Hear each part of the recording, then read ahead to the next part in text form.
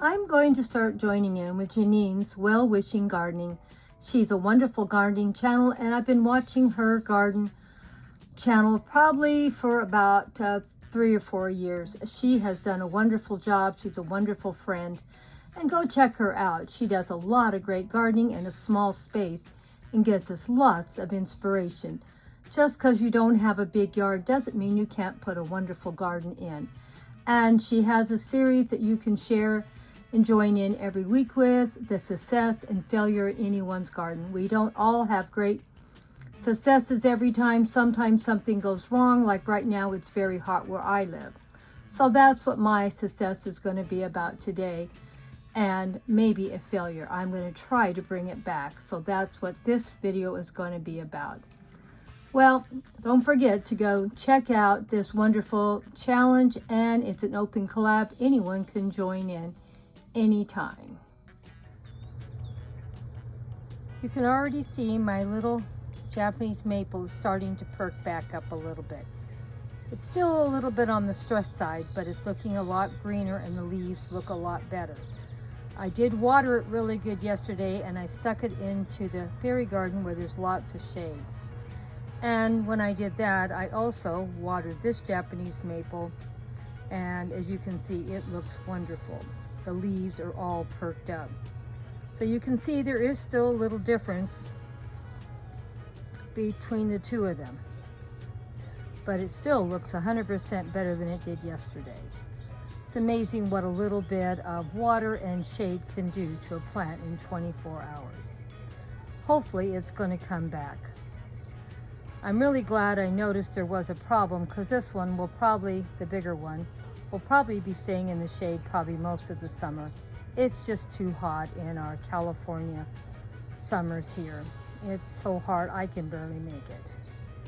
So this was a failure, but I think it's making a comeback. Let me know what you think. We'll do another update next week and see how it's coming along. See you all then. Hugs and kisses from Grandma Sandy and Debbie. Thanks for all your love and support as always. Thought I would share with you also, this is a little seedling I grew last year, Japanese maple.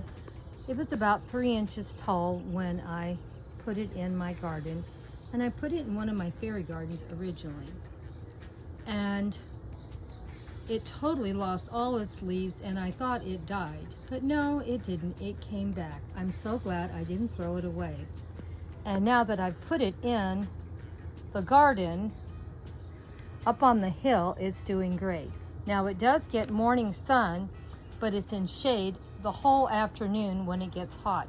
And that's what's really important to us, to find where our plants need to be. And some plants need more shade than others. Some plants need lots of sun. The Japanese maple is not one that wants a lot of hot sun all summer long. So I think I've put it in the right place, but we'll see. My only fear is the tree that's over it is looking beautiful right now, but it will drop all its leaves when it becomes fall. But we don't have really hot winters, so hopefully it's going to be fine. We'll see. But I'm real happy with it. I'll probably trim it up a little bit, and I am so happy how it transplanted. When we transplanted it, it was in a fairy garden, and it had strawberries, and I think something else was in with it. And what we did, we just dug a hole and put the whole plant in. We didn't try to separate the plants, so that's why there's strawberries at the base of this Japanese maple. And I'm thinking the hill is looking really good. We'll have to do a video when the light is better. And I don't know, some of these leaves looks like something's been eating on it, or maybe it's gotten a little too hot for it. Like I said, this plant really can't handle the sun that well. But like I said, when it gets to the afternoon when it's really hot, it's in the shade. So hopefully we're going to have no trouble. A lot of the leaves look really good and healthy.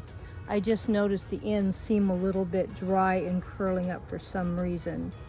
But something might be eating on them too. I don't know. But can you see how healthy it looks into the plant? So it could be there's just something eating on it too. I don't use any pesticides on my garden, and that may be good or bad, I don't know. But anyway, it's all doing really well, and my strawberry plants are doing great. This plant right here is doing great also. So not everything's doing great, not everything's doing bad. Considering that we have a hot summer going, I feel like we're doing pretty good.